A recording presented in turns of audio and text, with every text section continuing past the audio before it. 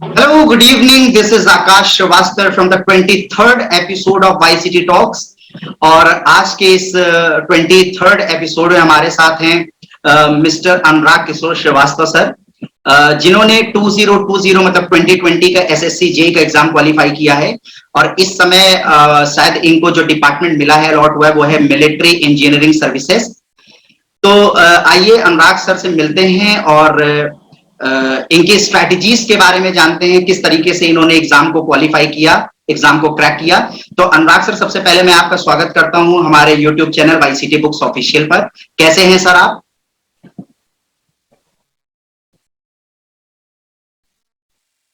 Ji, thank you. हम अच्छे हैं सर। तो सर, जितने भी एस्पिरेंट्स हैं और जितने भी कैंडिडेट्स हैं जो कि पर्टिकुलर एसएससी जेई की तैयारी कर रहे हैं, वो सभी आपको देख रहे हैं, वो सभी आपको सुन रहे हैं। तो आप प्लीज उनको अपने बारे में बताइए, अपनी बेसिक डिटेल्स और अपनी एकेडमिक क्वालिफिकेशन।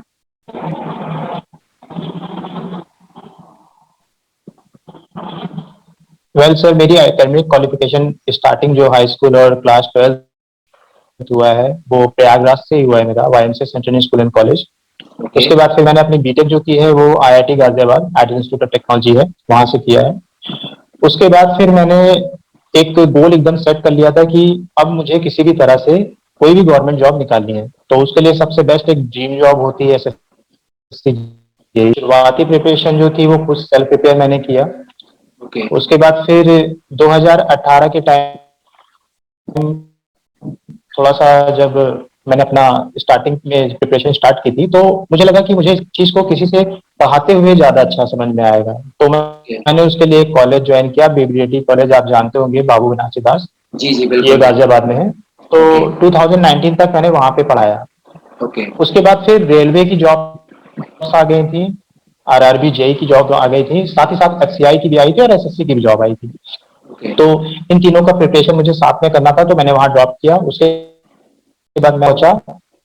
उसके बाद एसएससी जेई का, अगर आप पर्टिकुलरली अगर एसएससी जेई की बात करें तो एसएससी जेई के लिए प्री का जो एग्जामिनेशन होता है वो आपका 200 नंबर का, मतलब कि टेक्निकल और नॉन टेक उसमें दोनों आता है। जिसमें से टेक्निकल पार्ट जो होता है आपका 100 नंबर का होता है, नॉन टेक आपका 200 का होता है। और उसमें नेगेटिव मार्किंग भी होती है 0.25, आपका 1/4, मतलब आपका मार्क्स डिडक्ट होता है पर क्वेश्चन पे। तो अगर मैं कहना चाहूंगा कि आपको प्री क्वालिफाई करना है, उसके लिए आपको एसएससी जेई का जो नॉन टेक वाला पोर्शन, उसमें जो रीजनिंग वाला पोर्शन होता है जो 50 नंबर का आता है, उस 50 नंबर में एटलीस्ट आपको 40 प्लस तो आपको किसी भी तरह से लेके आने हैं। और वो बहुत सिंपल है। वो आप प्रीवियस ईयर क्वेश्चंस, मैंने यूथ की बुक से काफी जो, मतलब कि वहां से मैंने प्रेफर किया था कि उनका जो प्रीवियस ईयर क्वेश्चंस होता है, जो एसएससी का प्रीवियस ईयर क्वेश्चन है, वो उस पर काफी ज्यादा फोकस करते हैं। अगर आप उनके प्रीवियस ईयर क्वेश्चन लगा लेते हैं तो उस नॉन टेक वाले पोर्शन में 50 में से 40 तो बहुत आराम से आप ले लेंगे। उसके आगे फिर आप जो करंट अफेयर्स वाला पोर्शन होता है उसके लिए आप लास्ट 6 मंथ करंट अफेयर्स दे के चले जाइए। साइंस एंड टेक्नोलॉजी के ज्यादा पार्ट्स आते हैं उसमें, तो करंट में ही बस पूछता है मिसाइल्स कौन सी लॉन्च हुई है और कौन कौन सी स्कीम्स आई है। किसी की जो अगर स्पोर्ट्स का है तो स्पोर्ट्स का एक क्वेश्चन आना ही है। टेक्निकल पार्ट्स के लिए मैं कहूंगा कि टेक्निकल पार्ट आपको हर एक चीज के बारे में केवल बेसिक नॉलेज होनी चाहिए। से फॉर एग्जांपल किसी भी सब्जेक्ट में आपको बहुत डीप में नहीं जाना है, उसके लिए भी आपकी जो बुक्स अवेलेबल है। मुझे, मैं जितने भी पेपर्स अभी आपको बताया, मैं हर किसी पेपर में क्वालिफाई करते करते रह गया था। एक नंबर, 0.2 नंबर में मेरा कटा था। तो मुझे एक चीज समझ में आ गई, नंबर ऑफ क्वेश्चंस आप जितने ज्यादा लगा लेते हैं उतना ज्यादा आपके लिए बेनिफिशियल रहेगा।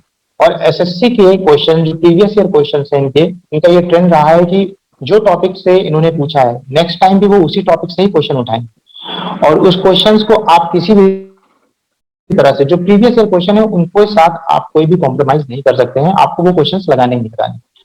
तो आप एसएससी जेई का अगर प्रीवियस ईयर क्वेश्चंस लगाना चाहते हैं, मैं तो कहूंगा कोई भी बुक आप उठा सकते हैं। लेकिन यूथ पब्लिकेशन मुझे जहां तक लगता है कि बेस्ट, मुझे जहां तक लगता है कि मेरे लिए सबसे बेस्ट वाला था, क्योंकि मेरी जो थोड़ी बहुत कमियां थी वो यूथ पब्लिकेशन के जो क्वेश्चन, 22,000 क्वेश्चन जो है जेई एंड एरी एग्जामिनेशन के लिए आपने एक पब्लिकेशन इसने निकाला था, उसमें इन्होंने सब क्वेश्चंस कवर किया है। कोई भी ऐसा टॉपिक नहीं है जो इन्होंने छोड़ा है। तो उससे मेरा रिवीजन बहुत क्विक रिवीजन हो जा रहा था, क्योंकि जितनी जल्दी आप रिवीजन कर लेते हैं उतना जल्दी आप क्वालिफाई कर लेते हैं। ये रही आपकी प्री की स्ट्रैटेजी। अब इसको प्री क्वालिफाई करने के बाद आपको मेंस में आना पड़ेगा। और मेंस के लिए मेन आपका जो फोकस रहेगा वो आप कितनी जल्दी किसी चीज को लिख सकते हैं, क्योंकि ये केवल 2 घंटे ही देते हैं। 2 घंटे में आपको 300 नंबर क्वेश्चन अटेम्प्ट करना है। अब नंबर ऑफ क्वेश्चंस आपके पास ज्यादा हैं लेकिन आपके पास टाइम कम है, इसीलिए आपको क्वेश्चन का सिलेक्शन करना बहुत जरूरी है। पहले ऐसे था कि टॉप आपको जो अच्छे क्वेश्चन आते थे पहले आप उसको कर सकते थे, बट अब इन्होंने पैटर्न चेंज कर दिया है। 2019 से इनका पैटर्न चेंज हो गया है। इन्होंने अब ये पहले ही आपके क्वेश्चन ऊपर रहते हैं, उसके जो शीट्स प्रोवाइड करते हैं विद इन उसके अंदर ही आपको आंसर अपने मेंशन करने होते हैं। तो मेंस के लिए मैं ये कहूंगा कि जितना ज्यादा आपके लिखने की प्रैक्टिस होगी उतना बेटर आपके लिए होगा। और मेंस का सिंपल सा एक फंडा है, आप आईएएस के क्वेश्चंस लगाएं, मैं मना नहीं करता हूं कि आईएएस क्वेश्चंस, लेकिन मैं पर्सनली ये जानता हूं कि 2019 में जो सिलेक्शन हुआ था मेरा, और मतलब डी तक गए थे, फिर 2020 में तो फाइनल अभी एमईएस हो गया, तो उसमें एक सबसे बड़ी मैंने चीज कॉमन नोट की कि एसएससी अपने खुद के क्वेश्चंस अप्रोक्सीमेटली 70 to 80% वो अपने ही क्वेश्चंस डालते हैं। कभी कभी तो डिजिट्स भी उन्होंने अलग नहीं की। तो एसएससी जेईई एग्जामिनेशंस के लिए मैं यही कहूंगा कि उनके प्रीवियस ईयर क्वेश्चंस पे आप फोकस करें, ज्यादा बेटर रहेगा कि जितना ज्यादा बार आप उनके क्वेश्चंस लगा लेते हैं उतना बेटर रहेगा। और मेरी स्ट्रैटेजी तो यही थी सर। और उसके साथ ही साथ आपके वर्किंग आवर्स जो होते हैं, थोड़ा बहुत जो आप अपने टाइम मैनेज करना चाहते हैं, तो मैं ये कहूंगा कि ज्यादा आप रिवीजन पे फोकस करें। रिवीजन आप जितना ज्यादा बेटर कर लेंगे उतना ज्यादा बेटर हो जाएगा। बिल्कुल, अपने नोट्स बनाए और उसको मतलब साइमल्टेनियसली उसको रिवाइज करते रहें। बिल्कुल सर। अच्छा सर, आपके कितना क्या प्रीलिम्स में क्या स्कोर थे आपके एसएससी जेईई में, और मेंस में क्या स्कोर थे? नोट्स सर मेरे प्रीलिम्स में मेरे 120.01 थे और मेंस में मेरे 154 मार्क्स थे। इस बार जो एसएससी का पेपर हुआ था इसकी कट ऑफ आपने सुना होगा थोड़ा कम गई थी, क्योंकि पेपर बहुत टफ पैटर्न पे आया था। Tough pattern in the sense कि जो मैंने आपसे कहा कि प्रीवियस ईयर क्वेश्चन से पूरे रिपीट करते हैं, इन्होंने प्रीवियस ईयर क्वेश्चन पूरे रिपीट किए थे, बट उसमें एक प्रॉब्लम ये थी कि बेसिकली जो क्वेश्चन हम लोग छोड़ देते हैं कि ये क्वेश्चन नहीं आएगा, मतलब ये टफर क्वेश्चन है, ये एसएससी पहले पूछ चुका है, ये नहीं पूछेगा था। इस बार इन्होंने जितने भी क्वेश्चन डाले थे पूरा का पूरा 100% वो क्वेश्चन डाले थे जो आदमी छोड़ देता है। इसलिए मैं यही कहना चाहूंगा कि आप जितने भी क्वेश्चन एसएससी के प्रीवियस ईयर हैं, चाहे वो टफ है चाहे वो इजी है, सबको कीजिए। चाहे वो 10 मार्क्स का हो, 25 मार्क्स का हो, चाहे जितने भी मार्क्स का हो, आपको उसको पूरा अटेम्प्ट करना ही पड़ेगा। और नोट्स की जो आप बात कर रहे हैं, नोट्स बेस्ट तरीका होता है किसी भी चीज को रिवाइज करने का। वो अपने हाथ से हैंड के नोट चाहे आप अच्छी लिखें खराब लिखें चाहे जैसे लिखें, बट लास्ट टाइम पे जो रिवीजन का जो पार्ट होता है वो सबसे बेस्ट आपका नोट्स होता है। नोट्स पे फोकस करना बहुत जरूरी है।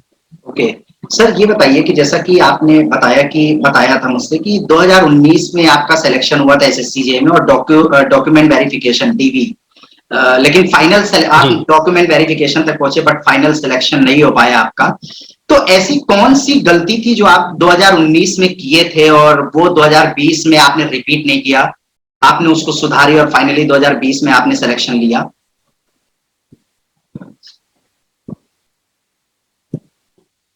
सर 2019 में मेरी सबसे बड़ी गलती एक हुई थी कि मैंने जो इनके प्रीवियस ईयर क्वेश्चन थे उस पर ज्यादा फोकस नहीं किया था। मैंने सोचा था कि आईएएस के ही क्वेश्चन ज्यादातर रिपीट होते हैं, तो मैं आईएएस के क्वेश्चंस के ऊपर ज्यादा फोकस कर गया था, बट उतना ज्यादा क्वेश्चंस वहां आया नहीं था। वो भी सर जो 2019 में जो मेरा डीवी हुआ था उसमें जस्ट 1 मार्क्स से मेरा नहीं हुआ था। 1 मार्क्स वो बहुत मैटर किया मुझे। और 2019 में सबसे बड़ी गलती मैंने ये कर दी थी, जो इनका पेपर आया था वो न्यूमेरिकल बेस्ड पे था और मैंने न्यूमेरिकल उतना अटेम्प्ट नहीं किया था। और ये मैं अपने एस्पिरेंट्स को ये भी कहना चाहूंगा कि अगर आपके पास थ्योरी के क्वेश्चन दिख जाते हैं आप उस पर ज्यादा टाइम वेस्ट होता है। 10 नंबर का क्वेश्चन है, 7 पॉइंट मैक्सिमम 7 पॉइंट्स आप लिखें, पॉइंट्स में लिखें, पैरा में मत जाएं। तो उसको जितना मार्क्स एग्जामिनर जितना मार्क्स आपको देना चाहेगा वो अपने हिसाब से देगा, बट अगर आपके न्यूमेरिकल सही होते हैं तो न्यूमेरिकल्स में वो आपको फुल मार्क्स देगा। तो मैं ये कहूंगा फोकस न्यूमेरिकल में होना चाहिए, जो मैंने गलती की थी 2019 में। बहुत बड़ी गलती नहीं थी उस वक्त। बेसिकली ट्रेंड ये था कि अभी जैसे इस बार का आप टॉप देख रहे हैं 277 मार्क्स किया है एमईएस का, और सीपीडब्ल्यूडी का मैक्सिमम कट ऑफ गया है 304 नंबर, बट उस समय बीआरओ का ही कट ऑफ 304 नंबर गया था। तो आदमी के माइंड में जो एक बात बैठी रहती है कि मुझे इतना ही अटेम्प्ट करना है, ज्यादा मुझे अटेम्प्ट नहीं करना है, तो मैंने उस हिसाब से अटेम्प्ट किया था, तो उसमें कुछ कम रह गए थे मेरे मेरे 315 मार्क्स ही आ पाए थे, तो वहीं पे अच्छा। गलत हो गया सब थोड़ा और सा। आपने एसएससी जे के अलावा और भी कोई एग्जाम्स क्लियर किया है, क्रैक किया है?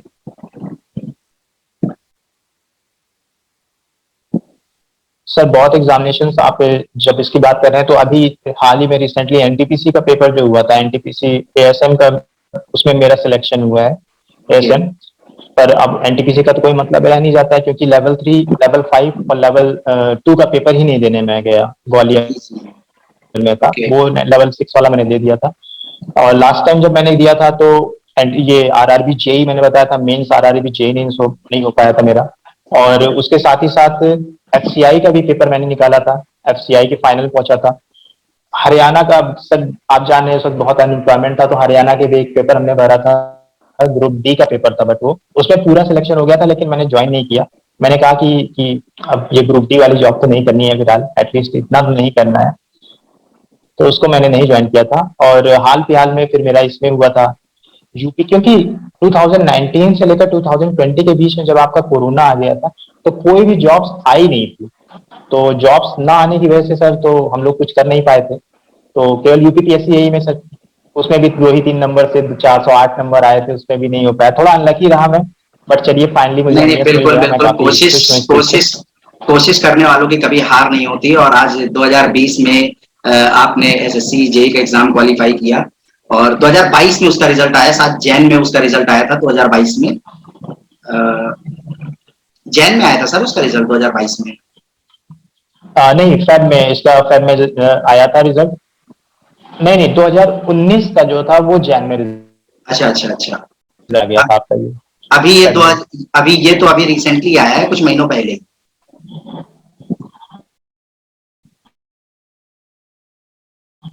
हाँ, ये अभी रिसेंटली आया है, अभी मार्च में तो इसका डीबी स्टार्ट हुआ था।